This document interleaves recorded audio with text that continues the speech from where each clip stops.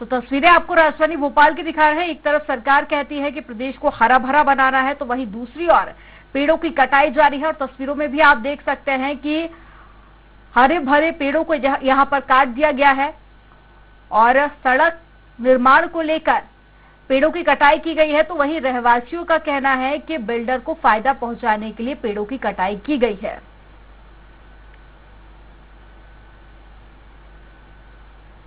और ये तस्वीरें राजधानी भोपाल की है, जहां पर राजधानी होने के नाते विशेष ध्यान दिया जाता है।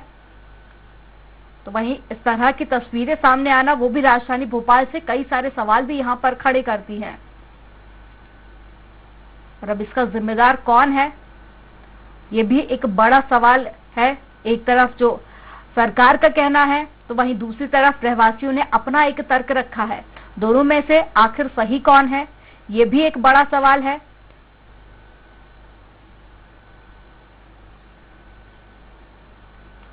और अगर ये कटाई जायज नहीं है, तो आने वाले दिनों में इसका भुगतान भी सरकार को ही करना पड़ेगा।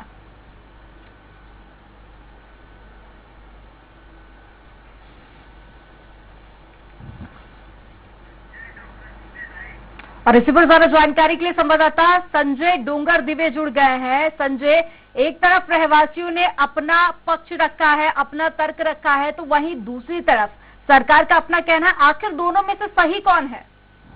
बिल्कुल अमनदीप, अगर कहीं ना कहीं देखा जाए तो जिस प्रकार से ये वृक्षों की कटाई हो रही है, ये बंद जरूर रहा है, 5 किलोमीटर का रोड है, लेकिन रोड में इन रहवासियों का ये कहना है कि रोड से अलग हटके अगर वृक्ष है तो उसे काटने की जरूरत क्या है। नगर निगम की इसमें लापरवाही देखी जाए तो इस तरह देखने को मिल रही है कि जो ठीक है, एक साइड से रोड चौड़ी कर सकते हैं जहां पे वृक्ष, क्योंकि कई वर्षों में एक वृक्ष बड़ा होता है, तो इन वृक्षों की अब गर्मी में जिस प्रकार से छाया की जरूरत पड़ेगी, तो इन वृक्षों का सहारा लेना पड़ेगा। जब हरियाली की बात करते हैं, सरकार हरियाली को बढ़ाने की बात करती है कि प्रदेश, हमारा प्रदेश हरा भरा प्रदेश, लेकिन अगर इसी प्रकार से वृक्षों की कटाई होती रही तो किस प्रकार से प्रदेश को हरा भरा रखा जाएगा, ये आज भी आम जनता की सोच में है। अगर देखा जाए, कहते जरूर है कि तरक्की के लिए कहीं ना कहीं किसी का नुकसान होता है, लेकिन इस कदर का नुकसान देखने में कहीं भी किसी का भला नहीं होगा। अगर इन वृक्षों को देखा जाए तो इस वृक्ष जो लगे थे, कई वर्षों से ये वृक्ष लगे हुए थे, वहां पे एक हरा भरा। यहाँ पर आपको रोकना चाहूंगी, हमारे साथ में अजय दुबे जी जुड़ गए हैं, जो कि सामाजिक कार्यकर्ता हैं। अजय जी, बहुत स्वागत है आपका स्वराज एक्सप्रेस में। जी नमस्कार। अजय जी, राजधानी भोपाल से जो सड़क के चलते पेड़ों की कटाई का मामला सामने आया है, मुझे लगता है कि आपके संज्ञान में होगा ये मामला। तो वहीं रहवासियों ने भी अपना एक पक्ष रखा है, उनका अपना एक तर्क है कि बिल्डर के फायदा पहुंचाने के चलते यहाँ पर पेड़ों की कटाई की जा रही है। आपका रिएक्शन जानना चाहूंगी मैं। जी, मैं स्वराज चैनल को मैं धन्यवाद देना चाहूंगा कि इस महत्वपूर्ण मुद्दे पे लोगों को जन जागृत करने के लिए आपकी खबर एक महत्वपूर्ण भूमिका अदा कर रही है। मध्य प्रदेश में वृक्ष परिरक्षण अधिनियम 2001 के तहत नगर निगम को अधिकार है कि वो वृक्षों को जब उचित और वैधानिक तौर पर सही माने, तब वो वृक्षों की कटाई के लिए अनुमति दे। इस कानून का मतलब ये नहीं है कि अंधाधुंध कटाई करो, क्योंकि यदि वृक्ष काटना है तो उसकी क्षतिपूर्ति होती है। और आप आश्चर्य करेंगे कि 20 साल इस कानून को आए हुए हो गया। नगर निगम भोपाल के द्वारा जो क्षतिपूर्ति वृक्षारोपण किया गया है वो 1:4 होता है, यानी एक पेड़ काटिए 4 लगाइए, और अवैध करने पे जुर्माना होता है। तो क्षतिपूर्ति प्लांटेशन इस अनुपात में नहीं हुआ कि जो 20 सालों में हमने वृक्ष खोए हैं उनकी भरपाई हो सके। और अवैध तौर पर जो पेड़ कटाई है, कठोर सजा नहीं हुई। आज शाहपुरा थाने के पास जो पेड़ कटाई हो रही है वो बिल्डर को फायदा देना हो, ये निजी व्यवसायियों को देना हो, जनता की राय नहीं ली गई। जनता की सहमति के बिना नगर निगम वृक्षों की कटाई करके आने वाली पीढ़ियों के लिए जहरीला प्रदूषण तैयार कर रही है। वाकई में अजय जी, मैं यहाँ पर आपसे ये भी जानना चाहूंगी, जैसे कि आपने भी जिक्र किया, जो वहाँ के रहवासियों का कहना है कि नगर निगम की एक बड़ी लापरवाही है। एक तरफ हम देख रहे हैं कि सरकार बहुत ज्यादा जागरूक करने की कोशिश कर रही है लोगों को, क्योंकि अगर पेड़ों की कटाई ज्यादा होती है तो उसका कितना नुकसान होगा, उसको लेकर एक तरफ सरकार जागरूक कर रही है, वहीं दूसरी तरफ इस तरह का मामला सामने आता है। क्या अगर रहवासी इसको गलत मानते हैं तो क्या कहीं जाकर इसकी कंप्लेन कर सकते हैं, इसको रुकवाया जा सकता है? निश्चित तौर पे मध्य प्रदेश वृक्ष परिरक्षण अधिनियम 2001 के तहत नगर निगम आयुक्त ट्री अथॉरिटी होता है, यानी वो शहर के संपूर्ण पेड़ों का वो संरक्षक है। नागरिक उसको एप्लीकेशन दें और इस मुद्दे पर कार्रवाई करने के लिए बाध्य करें, और यदि वो नहीं करते हैं तो उनके विरुद्ध न्यायालय में भी जाया जा सकता है। ये जरूर है कि विरोध करना, चिंता दर्ज करना एक नागरिकों का कर्तव्य है। इसके आगे यदि लॉजिकल कंक्लूजन तक ले जाना है तो नागरिकों को नगर निगम आयुक्त को एक आवेदन जरूर देना पड़ेगा। ठीक है अजय जी, आप हमारे साथ में बने रहिएगा। संजय, आपके पास में आऊंगी। जैसा कि मैंने यहाँ पर जानने की भी कोशिश की कि क्या कोई लीगल एक्शन यहाँ पर लिया जा सकता है, आपने भी सुना उन बातों को, पर अगर वहां के रहवासियों की बात कर ले तो यहाँ पर विरोध प्रदर्शन तो किया जा रहा है, विरोध भी किया जा रहा है, आरोप भी लगाए जा रहे हैं, पर लिखित में अभी तक इसको लेकर कंप्लेन की गई है। और दूसरी तरफ मामला चूंकि अब मीडिया में आ चुका है, तो क्या जिम्मेदार अब इस और ध्यान दे रहे हैं? बिल्कुल अमनदीप, अगर जिस प्रकार से अजय जी ने बताया कि इसके लेकर नागरिक कहीं ना कहीं अपने अधिकार की बात कर ली जाए, अधिकार वहां पे शिकायत कर सकता है, लेकिन अगर शिकायत करने की बात करी जाए तो अजय जी खुद ये जानते हैं कि नगर निगम किस प्रकार से नीरस इस मामले में दिखता है कि वृक्षों की कटाई को लेकर अगर बात कर ली जाए तो अजय जी के सहयोगियों ने ही कई बार आरटीआई भी लगाई है, इस बारे में पूरी जानकारी ली है, और जो अधिकारी हैं वो इसके ऊपर जरा भी चिंता दिखाने को राजी नहीं है। अगर वृक्षों की बात करें तो जिस प्रकार से वृक्षों की कटाई हो रही है उस चीजों पे उस चीज पे लेकर अब बात करें जाए तो कहीं पे भी अधिकारियों में इस चीज को लेकर क्या वृक्ष कितने हैं, किस प्रकार से काटे जा रहे हैं, या कितने वृक्ष काटते जा रहे हैं, या लकड़ियां कहाँ जा रही, इसकी उन अधिकारियों के पास खुद ही जानकारी नहीं रहती है, या जो अधिकारी इसके जवाबदार है वो अधिकारी खुद ही इन चीजों के लिए अपने जवाबदारी नहीं निभाना चाहते हैं। ये पूरा देखने को मिला है। अगर नागरिकों की बात करें तो नागरिकों ने कहीं ना कहीं मीडिया के सामने आके जरूर अपनी बात बताई है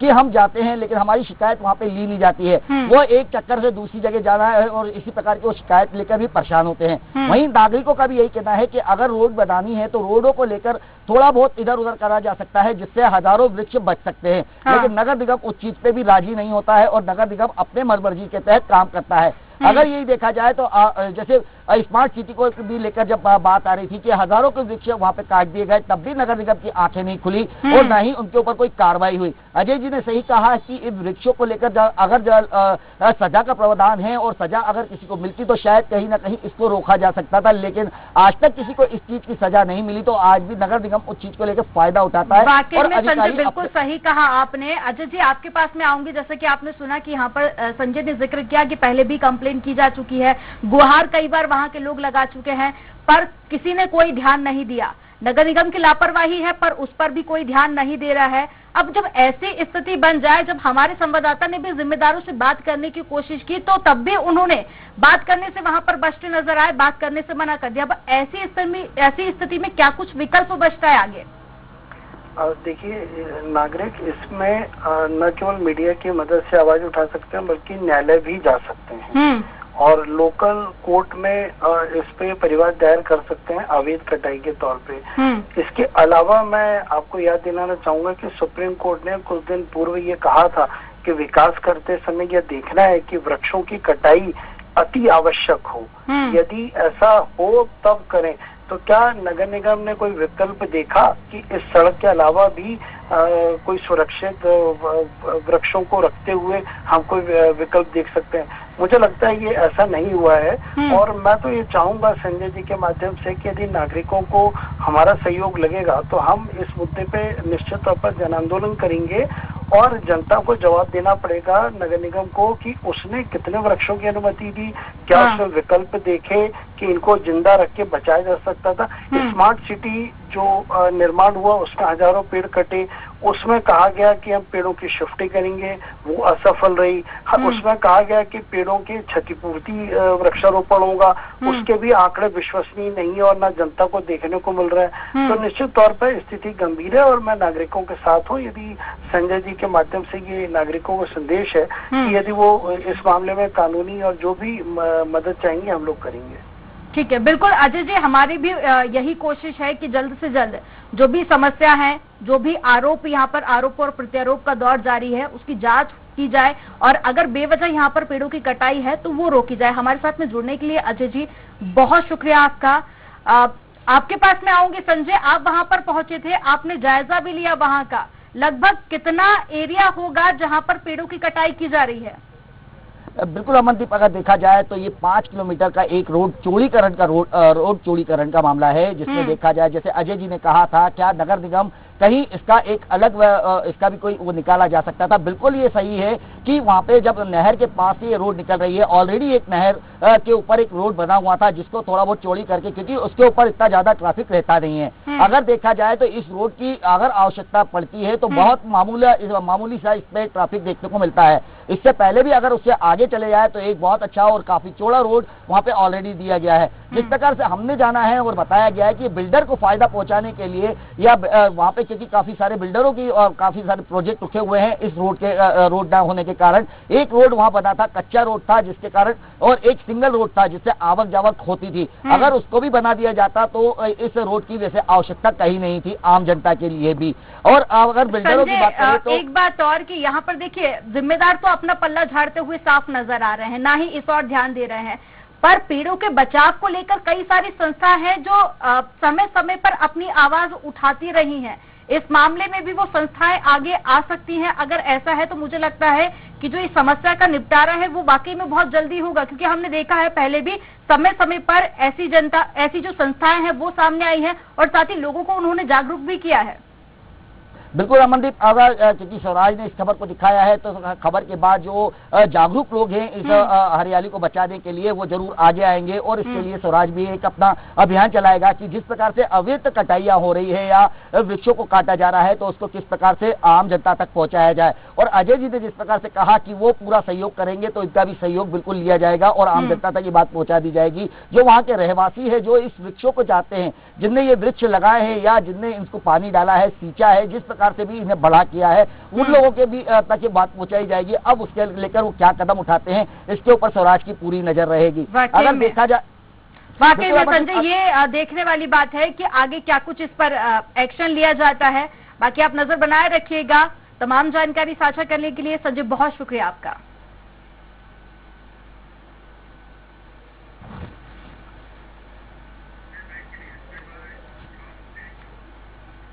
और यहाँ रुकेंगे एक छोटे से ब्रेक के लिए। आप देखते रहिए स्वराज एक्सप्रेस।